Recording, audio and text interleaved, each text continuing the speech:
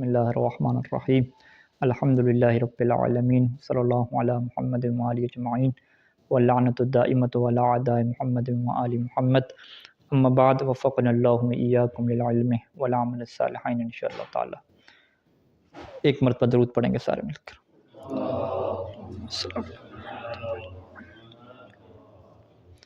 ایک نیا عنوان مرحوم مصنف شروع کر رہے ہیں کہ جس کا عنوان جو ہے وہ سوال کی شکل میں ہے، کیف عاش الی ھذا الیوم، کہ آج کے دن تک وہ کیسے زندہ ہیں۔ یہ جو سوال ہے کہ آج کے دن تک وہ کیسے زندہ ہیں، یہ کیسے ہو سکتا ہے، اس سوال کا جواب دینے سے پہلے مصنف ایک مقدماتی جو ہے وہ گفتگو کرتے ہیں۔ وہ کہتے ہیں کہ یہ جو امام مہدی روح لہ الفداء کے متعلق، ان کی عمر کے متعلق یہ جو گفتگو ہے اور جو اعتراض کیا جاتا ہے، یہ جو ہے وہ اعتراض کی شکل کیا ہوتی ہے کہ یہ کیسے ہو سکتا ہے، یعنی یہ کہتے ہیں کیف، یہ کیسے ہو سکتا ہے۔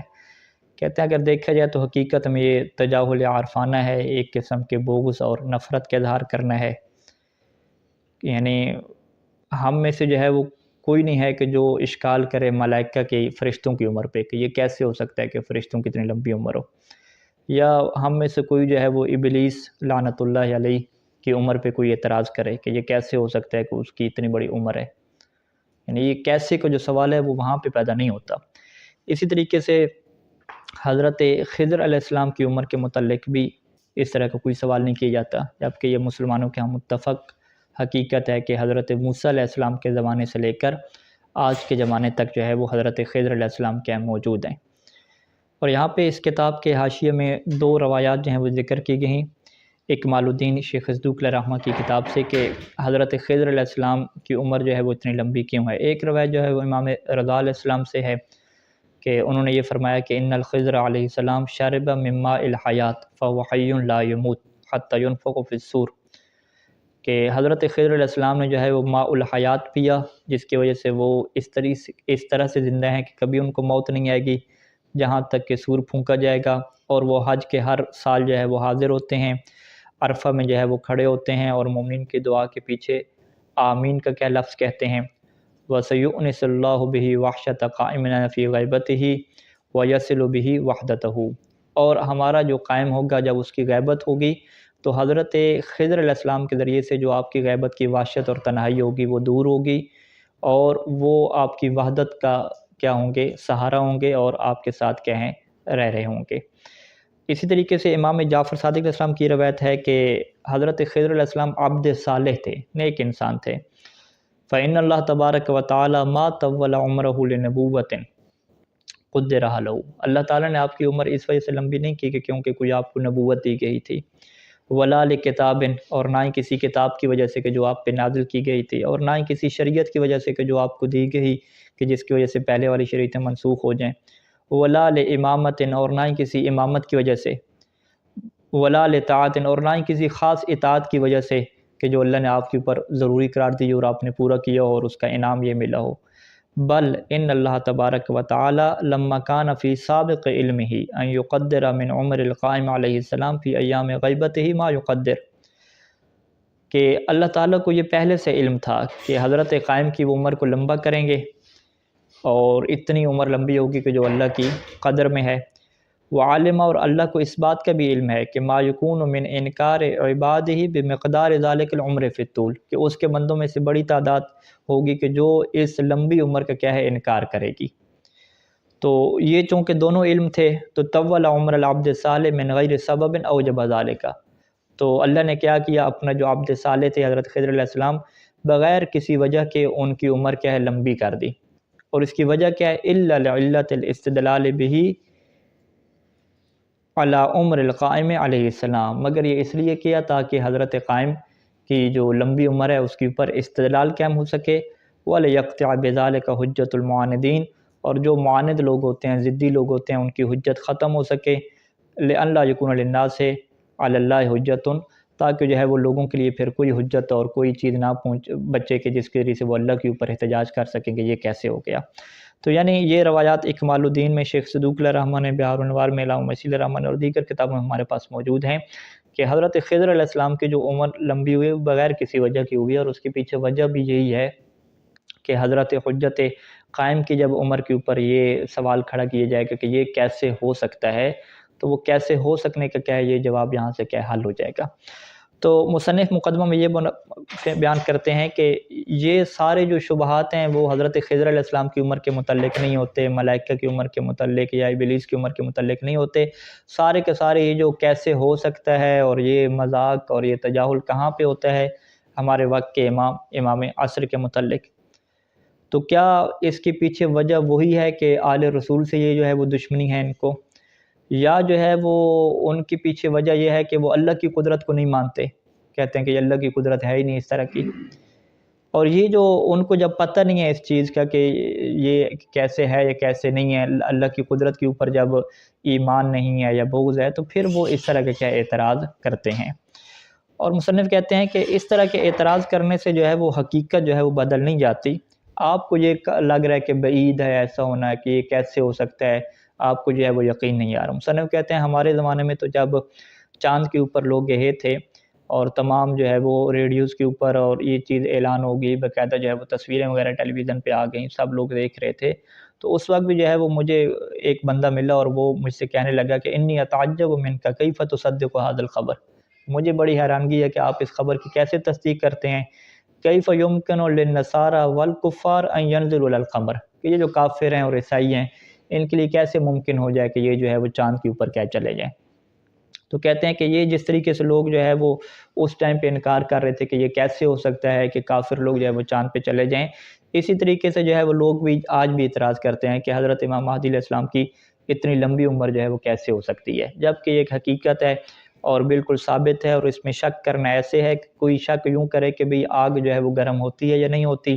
یا کوئی شک یوں کرے کہ جو ہے وہ نصف نہار دوپہر کے ٹائم پہ جو سورج ہے اس کی کیا روشنی ہوتی ہے یا روشنی نہیں ہوتی۔ اس کے علاوہ جتنے حقائق بڑے واضح طریقے سے ثابت ہیں، یہ اسی کا انکار کرنے کی طرف سے ایک جہالت ہے اور ایک قسم کی کیا دشمنی ہے۔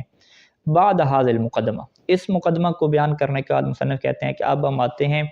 اور یہ کیسے ہو سکتا ہے کہ اللہ تعالیٰ جو ہے وہ اتنی لمبی عمر دے، اس کیسے کا جو جواب ہے ہم قرآن مجید سے بھی دیکھیں گے اور عقائدی اعتبار سے بھی دیکھیں گے اور علم حدیث سے بھی کیا دیکھیں گے،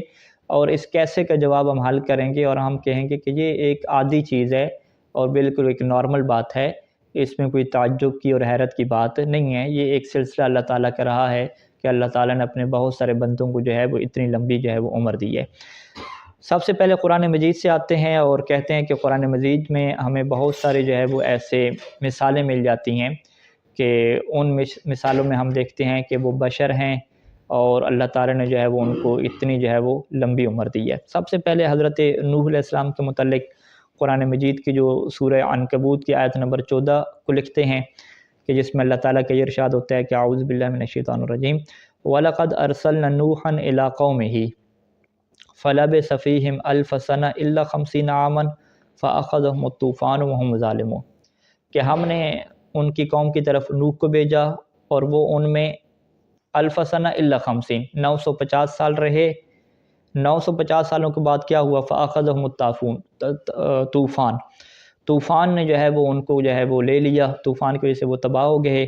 اور وہ لوگ کیا تھے، ظلم کرنے والے تھے۔ یعنی طوفان سے پہلے جو ہے وہ قرآن نے یہاں پہ ایج بتائی کہ 950 سال تو جو ہے وہ جب مبعوث کیا تو مبعوث ہونے کے بعد جو ہے وہ 950 سال رہے، اب طوفان کے بعد باقی کتنا سال رہے، کتنے عرصہ انہوں نے زندگی گزاری، اس کو جو ہے وہ روایات کے ہیں بیان کرتی ہیں۔ یہاں پہ جو ہے وہ ایک روایت امام صادق علیہ السلام سے نقل کرتے ہیں کہ جس میں امام نے یہ فرمایا کہ عاش نوح 1000 سنہ و 300 سنہ، کہ حضرت نوح علیہ السلام جو ہے وہ 23 سال یعنی 2323 سال جو ہے وہ رہے،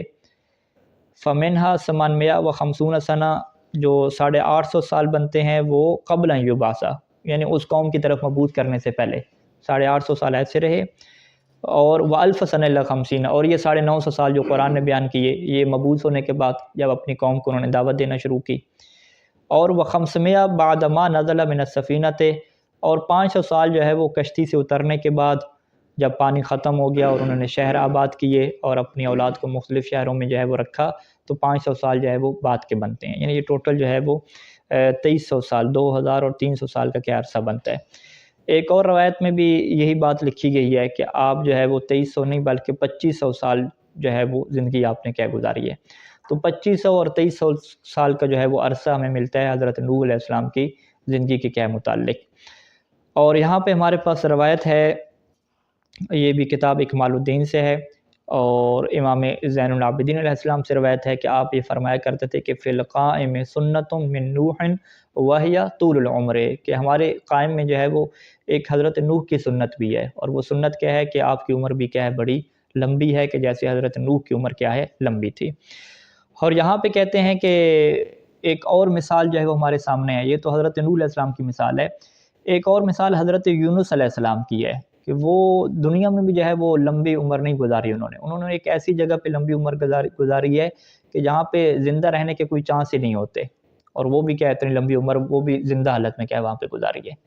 تو زمین کے اوپر لمبی عمر کی بھی ایک مثال ہو گئی، اور زمین کے علاوہ جو مچھلی کے پیٹ میں ہے، کہ یہ قرآن مجید کی آیت ہے، اور سورہ الصافات کی آیت 142 سے لے کر 144 ہے۔ اعوذ باللہ من الشیطان الرجیم، التقمہ الحوت وہو ملیم، کہ حضرت حوت نے انہیں جو ہے وہ نگل لیا اور وہ ملامت اپنے آپ کو کرنے والے تھے۔ فلولا انہ کان من المسبحین للبث فی بطنہ الی یوم یبعثون، اگر وہ تسبیح کرنے والے نہ ہوتے، یعنی وہ مچھلی کے پیٹ میں تسبیح کر رہے تھے، اگر وہ تسبیح کرنے والے نہ ہوتے تو وہ مچھلی کے پیٹ میں الی یوم یبعثون، قیامت کے دن تک کیا رہتے، زندہ رہتے۔ اب یہاں پہ یہ جو ہے کہ تسبیح کرنے والے نہ ہوتے، للابسہ کا جو فقرہ ہے یہ واضح طور پہ بتاتا ہے کہ یہ جو مچھلی کے پیٹ میں رہنے کی بات ہے یہ زندہ حالت میں کیا رہنے کی بات ہے۔ تو اگر نہ مچھلی کے پیٹ میں جو ہے وہ ہضم ہو جائیں اور ختم ہو جائیں تو وہاں پہ لابسہ کا کیا لفظ استعمال نہیں ہوتا۔ تو اسی وجہ سے جو ہے وہ بعض مفسرین نے یہ بات ذکر کی ہے کہ یہ جو کچھ لوگ کہتے ہیں کہ حضرت جو یونس علیہ السلام تھے ان کے لیے جو مچھلی کا پیٹ تھا وہ قبر تھی جی، ان بطن الحوت کان قبرا لہو، ٹھیک ہے، قبرا لہو کا کیا مطلب ہے، یعنی وہ بعض مفسرین کہتے ہیں کہ کان یموتو، کہ وہ اس میں جو ہے وہ فوت ہو چکے تھے، یہ نہیں ہے کہ وہ زندہ تھے۔ کہتے ہیں کہ یہ جو بات ہے کہ وہ کہتے ہیں کہ حوت جو ویل بہت بڑی جو مچھلی تھی اس کا پیٹ جو ہے وہ قبر بن چکا تھا، یہ بات جو ہے وہ غلط ہے، اور قرآن کی اس واضح جو ہے وہ آیت میں جو تسبیح کا ذکر ہو رہا ہے اور لابسہ اور ٹھہرنے کا ذکر ہو رہا ہے یہ بالکل جو ہے وہ اس کے خلاف ہے۔ تو لہٰذا یہ بات جو ہے وہ واضح ہے، اور اس کو تفسیر کشاف میں زمشقری نے اور اسی طریقے سے تفسیر بیضاوی میں بہت سارے مفسرین نے ذکر کیا ہے کہ ان الظاہر من قول تعالی للبث فی بطنہ هو لبثہ فیہ حیا الی یوم القیامہ، یہ جو لابسہ کی تعبیر ہے اس سے مراد کیا ہے کہ زندہ حالت میں کیا وہاں پہ باقی رہے، اور اگر وہ تسبیح نہ کرتے تو قیامت تک جو ہے وہ زندہ اسی حالت میں رہتے۔ تو اب یہاں پہ مصنف کہتے ہیں کہ یہ آپ غور کریں کہ مچھلی کے پیٹ میں کہ جہاں پہ زندگی کے آثار نہیں ہوتے تو اللہ تعالیٰ جو ہے وہ ایک اپنے نبی کو محفوظ رکھتا ہے اور زندہ رکھتا ہے، وہاں پہ کوئی کھانا نہیں ہے، کوئی ہوا نہیں ہے، کوئی بقا اور زندگی کے لوازم نہیں ہیں، اور وہاں پہ باقی رہتے ہیں، اور مچھلی کے پیٹ کی اور معدے کی جو خصوصیت ہے کہ وہ چیزوں کو ہضم کر دیتی ہے اور وہ اس کے جسم کا حصہ بن جاتی ہے، اس چیز سے بھی کیا ہے وہ ہزاروں سال جو ہے وہ محفوظ رکھا حضرت یونس علیہ السلام کو، کہ وہ ان کے ساتھ کیا ہے وہ مکس اپ کیا نہیں ہو سکے اور ان کے جسم کا حصہ نہیں بن سکے۔ تو جو اللہ تعالیٰ جو ہے وہ حضرت نوح علیہ السلام اور حضرت یونس علیہ السلام کو مشکل حالات میں زندگی دیتا ہے، لمبی عمر دیتا ہے، الیس اللہ تعالیٰ بقادر علی ان یحفظ ولیہ من الموت ویعمرہ مئات السنین، تو کیا وہ اللہ تعالیٰ کی ذات اس بات پہ قدرت نہیں رکھتی کہ اپنے ولی کو جو ہے وہ موت سے بچا لے اور جو ہے وہ صدیوں سال جو ہے وہ انہیں زندگی عطا کر دے۔ تو لہٰذا جب اس طرح کی مثالیں دیکھتے ہیں تو یہ کیسے والا جو سوال ہے نا کہ یہ کیسے ہو سکتا ہے، یہ تو بڑا بعید لگتا ہے، یہ گنجائش جو ہے وہ نہیں رہتی۔